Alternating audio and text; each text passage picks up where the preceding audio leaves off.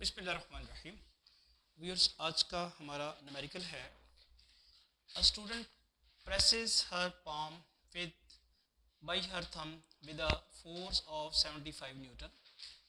What would be the pressure under her thumb having contact area 1.5 centimeter square?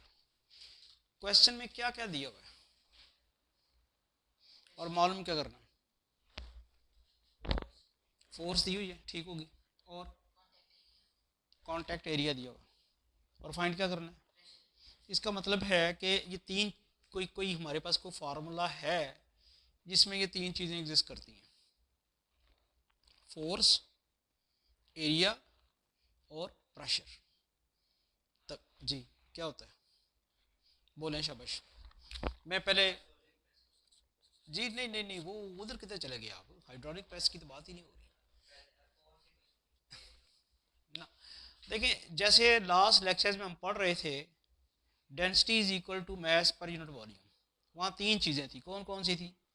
एक density थी, एक मास थी, एक वॉल्यूम था। यहाँ भी आपके पास तीन चीज़ें हैं, प्रेशर है, फोर्स है और एरिया है। तो प्रेशर की डेफिनेशन ज़रा जेन में लेके आए ना, क्या होती है? नहीं, बुक से देख के नहीं, बुक से देख के नहीं, ज़रा ज़बानी जेन पे जोर डालें।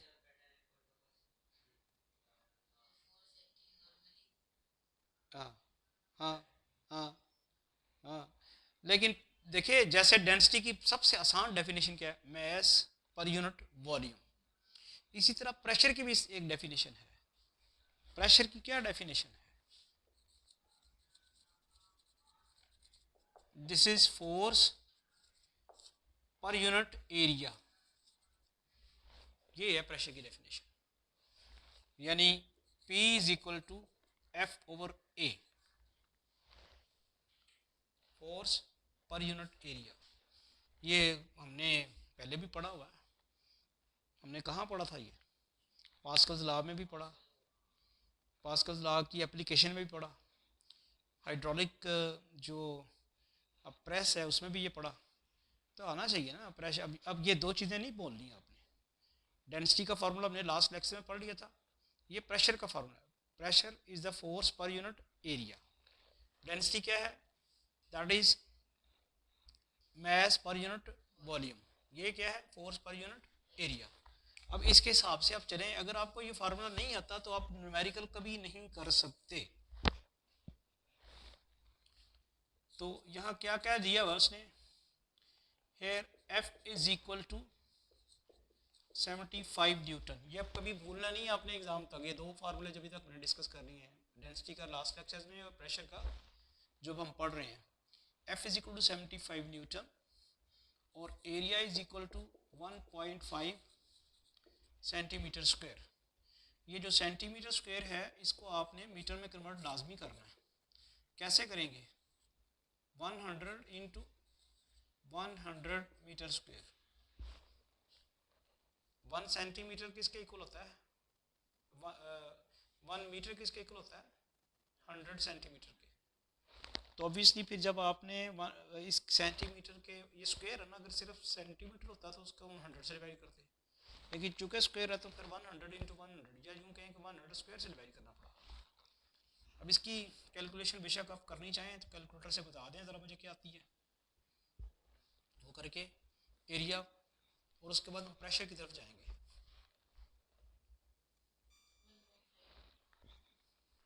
1.5, यस, 1.5 इंटू 10 रेस्ट पर -4 मीटर स्क्वायर। ठीक आ गया, 1.5 आ गया। ये 100 में देखें 2 जीरोस हैं, इधर भी 2 जीरोस हैं, 4 जीरोस हो जाएंगे, ऊपर जाके क्या हो जाएगा? 10 की पावर -4। ये सिर्फ समझ आ रही है आपको? 2 जीरोस 2 जीरोस 4 जीरो हो गए। इधर देखिए डिनोमिनेटर में 4 जीरोस हैं, या अगर आप और करें तो ये क्या है? 1.5 ओवर 10,000 मीटर स्क्वायर, और ये किसके ऊपर आ जाएगा? 1.5 ओवर 10 रेज़ पर 4 मीटर स्क्वायर। अब 10⁻4 ऊपर जाके क्या बन जाएगा? 10⁻⁻4। अब अगर आपको कैलकुलेशन में मसला है तो ये इस तरह का। नेक्स्ट, प्रेशर का पहले आप सबसे पहले फार्मूला लिखें। ये याद ज़हन में रखिएगा कि जो भी फार्मूला आपने अप्लाई करना है वो लिखना ज़रूर है, उसके मार्क्स होते हैं। P is equal to F over A। F किसके बराबर है 75 न्यूटन, वो किसके बराबर है 1.5 इंटू 10⁻⁻⁴ मीटर स्क्वायर। अब ये आप कैलकुलेट करके बताएं 7.75 को 1.5 से डिवाइड कराएं,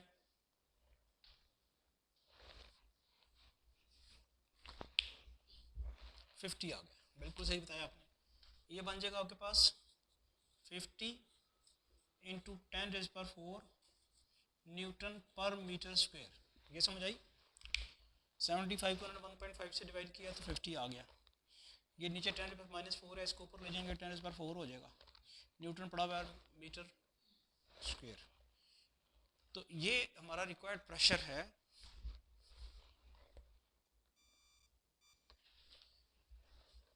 तो यहाँ हम इसलिए नहीं छोड़ सकते कि ये साइंटिफिक अगर आप स्कीम में लिखते हैं तो फिर साइंटिफिक स्कीम में पॉइंट से पहले सिर्फ एक नंबर ही होता है, तो फिर आप ये कर लेंगे इसको 5.0 इंटू 10⁵ न्यूटन पर मीटर स्क्वायर, या सिंपली 5 भी लिख सकते हैं। ये आपने चूंकि 50 का 5 बनाया ना, तो एक 10 की पावर आई है वो इसमें ऐड हो जाएगी।